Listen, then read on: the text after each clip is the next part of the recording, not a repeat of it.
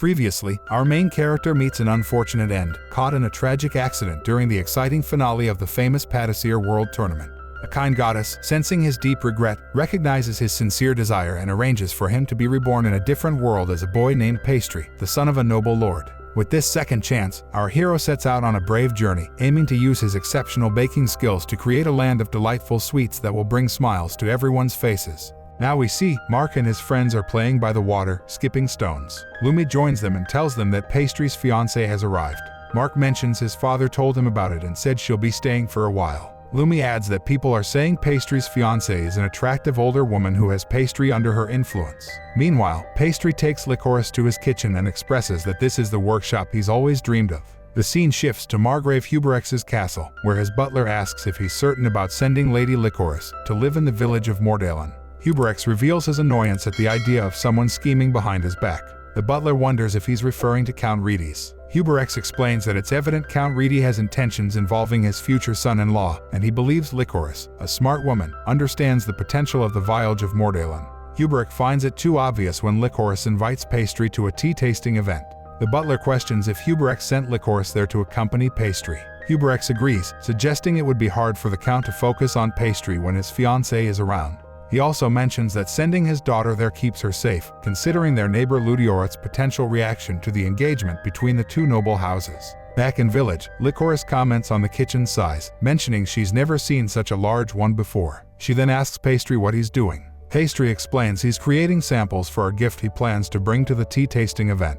Licorice wonders if he's making cookies, but Pastry clarifies that it's something different. Pastry adds sugar and water to a pan. Licorice notices he also has bunkers and honey. Pastry explains that these items are precious since they can only obtain bunkers in the royal capital, and he saved his spending money for months to get them, with his father's permission. Curious about what he's making, Licorice asks. Pastry playfully tells her she'll find out once he's done. He adds honey to the pan, and a sweet aroma soon fills the room. Thinking it must be some kind of dessert, Licorice guesses. Pastry suggests she wait and see. He pours the mixture onto a tray. Licorice notes that the finished candies look like gems. Pastry reveals they are hard candies. Pastry then shapes the candies into animal and flower forms. Licorice admires them and finds them lovely. She reflects that she's seen many expressions on Pastry's face, but this one is completely new, gentle, innocent, yet confident all at once. Licorice remarks that the candies are so beautiful that she almost doesn't want to eat them. Pastry responds that it would be a shame not to enjoy them. We then see Agnes, Josephine, Mark, and Lumi secretly watching Pastry and Licorice. Agnes and Josephine wonder why Pastry isn't being more forward with Licorice. Josephine suggests he should at least put his arm around her. Mark tells them to stop, and Lumi figures that Pastry must be making something delicious. Pastry pours some of the mixture over apples, creating candied apples. He wonders if Licorice would like to try one, and she does. Licorice finds that the tartness of the bonkas complements the sweetness of the candy. Pastry explains that this delicate balance is what makes this dessert so appealing. Pastry opens the kitchen door and questions why his friends and family are gathered there. His mother and sister explain they have some matters to discuss and plan to leave soon. As they depart, Pastry advises Mark and Lumi against eavesdropping, expressing that it's not a good habit. He mentions he had intended to share the sweets with them, but because of their eavesdropping, he's canceling that plan. He decides to give the sweets to his father and Sheets instead. The scene shifts to Sheets pondering whether Nicole would be suitable as Pastry's bodyguard. Casserole notes that Count Reedy's tea-tasting event attracts young, eligible nobles from the south and serves as a gathering for potential matches. He advises against them attending. Sheets acknowledges the need for caution when dealing with Count Reedy. Casserole expresses confidence in Pastry's ability to handle himself but worries more about Licorice. Sheets mentions that Sarah will accompany Licorice, but she's not comfortable in social settings. Casserole concludes that they'll rely on Pastry. The scene shifts to Pastry at the tea-tasting party. Nicole is amazed, finding the setting even more impressive than the royal castle. Sarah adds that Rest Bale is known as one of the grandest castles in the south. Pastry notices the chandeliers and contemplates how much sugar could be bought with the money spent on them. Sarah reminds Pastry that he's Licorice's escort and should pay attention. Pastry apologizes to Licorice. He then notices a picture he made for Count Reedy displayed in the hallway. He suspects this might be deliberate. A man from Reedy's welcomes Pastry and mentions that Count Reedy instructed them to treat Pastry with utmost respect and keep an eye on him. Pastry wonders if they're worried he'll cause trouble. Pastry sees this as a significant opportunity to promote the fief of mortal and their specialties. He introduces Licorice to the man as his fiancé. Pastry explains that she's new to Southern noble gatherings and came with Pastry. Cotton then makes an announcement, introducing Pastry and Licorice to the party attendees. Pastry hopes everyone will welcome them warmly. Pastry offers the party guests some hard candies as a gesture of acquaintance. The nobles try the candy and find it delicious. Pastry also gives some to Cotton, who enjoys it and compares the candies to a rush of sweetness. Cotton mentions the candy goes well with tea, enhancing its flavor. Pastry suggests they're all friends now and proposes sending more hard candy through traveling merchants as gifts, free of charge. He asks them not to impose sugar taxes on these gifts. He explains that taxing sugary items heavily doesn't make sense for such small amounts, and it wouldn't be fair to the merchants. Count Redis finds the idea intriguing and wants to know more. Pastry thanks her for the party invitation and introduces Licorice to the Count. Count Redis expresses interest in Pastry's proposal and suggests discussing it privately. She asks Cotton to take care of Licorice in the meantime, as this involves negotiations between her household and Mortal. Pastry assures Licorice he'll return soon and leaves with Count Redis. He asks Sarah and Nicole to look after Licorice during his absence. The scene shifts to Pastry having a private conversation with the Count. He confesses feeling a bit intimidated by the guards around them. The Count explains that the guards are necessary since she leads the county of Reedy. Pastry wonders if the Count believes he might harm her, to which she responds that if that were the case, she would have brought even more guards. She notes that a few guards wouldn't stand a chance against a magic user. The Count mentions that despite her appearance as a frail woman, they should focus on the matter at hand. Pastry offers her some hard candies and encourages her to try them. The Count tastes the candies, finding them sophisticated and worthy of praise. She acknowledges their deliciousness, and Pastry reveals he made them himself using water, sugar, and honey. He expresses his hope to eventually produce all the ingredients in his village. The Count is surprised by Pastry's intention to produce sugar and honey in the village of Mortal. Pastry explains his plan to mass-produce these candies within the next 3 years. The Count can hardly believe this is possible on their barren land, but she considers that Pastry might be capable of achieving it. Pastry expresses his hope for the Count's support in his plan, mentioning her harbor access. The Count ponders whether Pastry has a more significant and distant goal in mind. She's curious about the future he envisions. The Count agrees to provide the assistance Pastry needs, specifically for these candies. She seems interested in securing that future Pastry envisions for herself.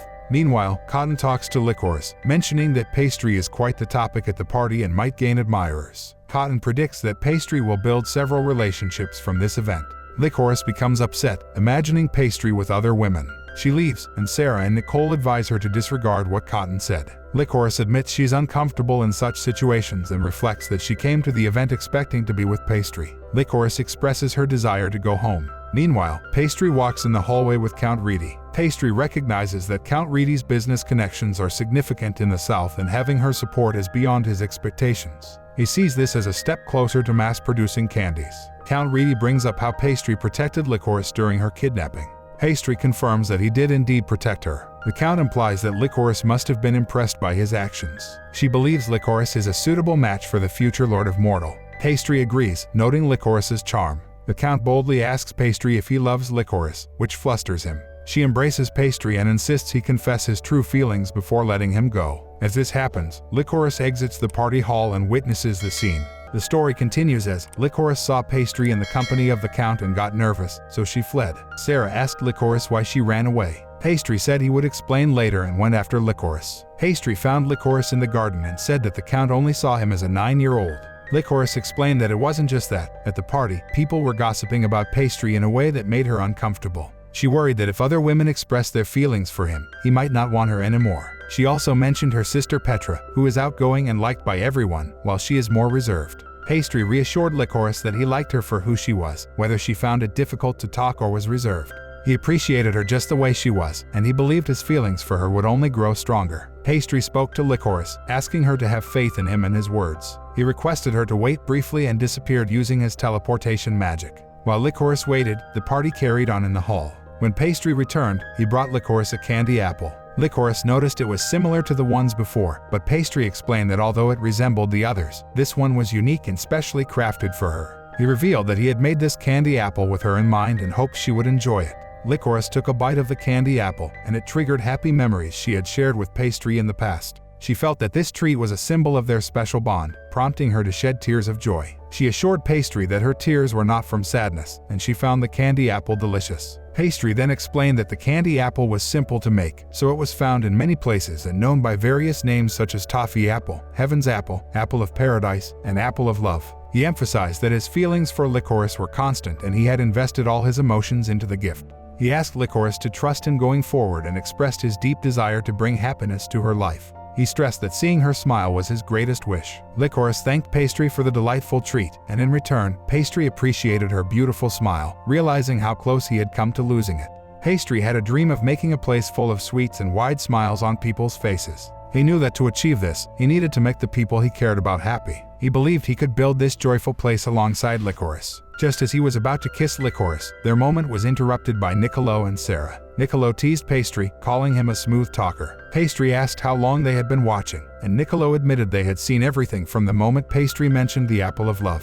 He playfully remarked that Pastry was quite the charmer. Pastry then joked with Niccolo about his increasing enthusiasm for work, even suggesting he might double or even triple his workload when they returned home. Niccolo asked for forgiveness and promised not to tell his father about the situation. Sarah noticed that Licorice's good spirits had returned, and the scene shifted to them back at the Thief of Mordalen's hideout. Upon returning home, Pastry was warmly welcomed by his mother. Casserole praised Pastry for successfully completing his first diplomatic mission. Playfully, Casserole asked Agnes to release her hold on Pastry as she was playfully choking him. Licorice informed Agnes of her return, and Agnes shared that Pastry had been at the house in the afternoon, occupied with something.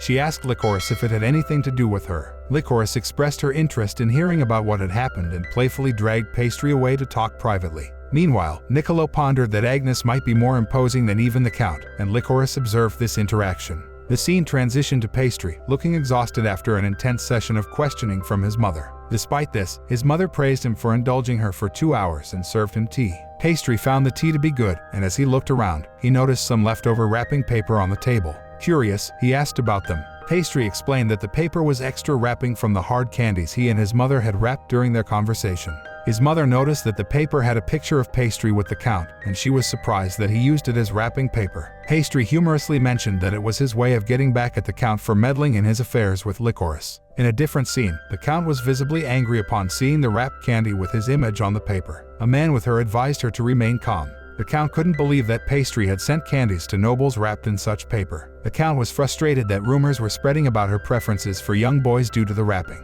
The man mentioned that they were receiving numerous offers from prospective suitors who were much too young, some even as young as 8 years old. The Count vowed that Pastry would face consequences for this prank. The story shifts to Margaret Huberic's estate, where Huberic's butler reports to him about some developments involving Margrave Luderate. The butler informs Huberic that there are signs of activity from Margrave Luderate. Huberic speculates that Luderate might be taking action earlier than expected, possibly realizing that forming an alliance with Duke Cattlesex's house would strengthen their military power. Consequently, Margrave Luderate plans to launch an attack before that alliance is formed. The butler agrees that this strategy seems in line with Luderate's character, noting that he probably aims to finally settle their long-standing rivalry. Huberic wonders about the size of Luderate's army, and the butler reveals that it consists of 30,000 soldiers. Huberic recognizes that they aren't prepared to defend against such a sizable force. To counter this threat, Huberic decides to send a messenger to Duke Cattlesec, asking for reinforcements. The scene then shifts to Pastry back in the village of Mordalen, where he is calculating the profits from selling hard candy and matchmaking photos. Pastry proudly reveals that he has earned a total of 384 gold coins. He explains that he plans to save the remaining silver and 4 gold coins for himself.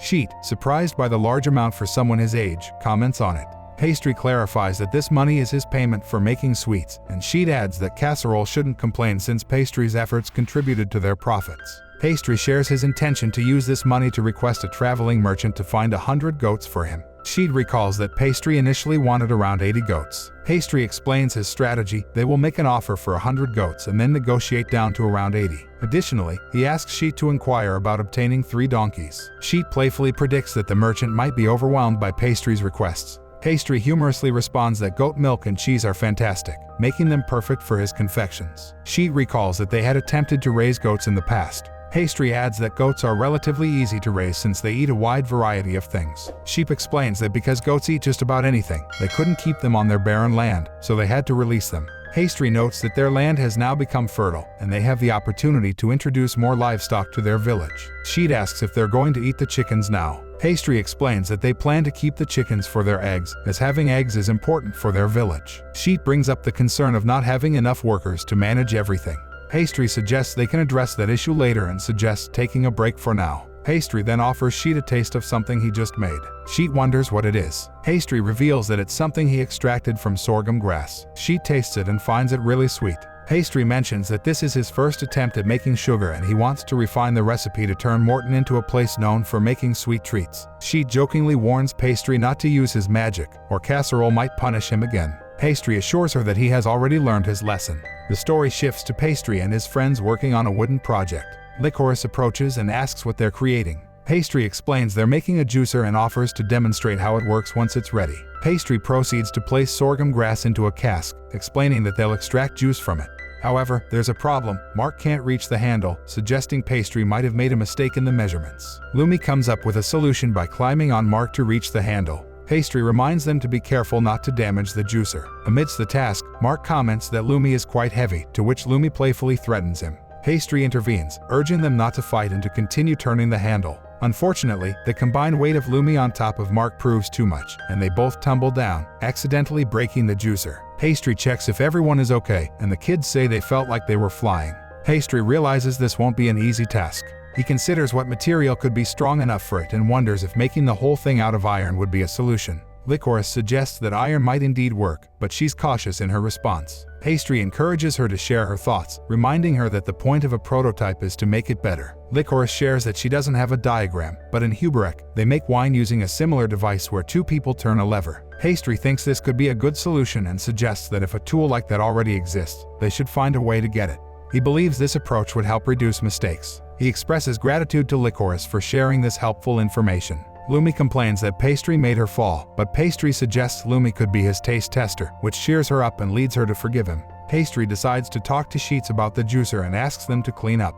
Meanwhile, Licorice notices that Pastry is having a lot of fun. In Pastry's thoughts, he's excited about using goat products to make sugar and sweets. He contemplates which dessert to make first and heads to find Sheets to discuss the juicer. On his way, Pastry sees his father returning from the capital. He asks how things are with Cattlesec and Squall there. Sheets then brings up some unfortunate news. War has broken out. The conflict began between the Huberek lands in the east and their neighboring Ludiora.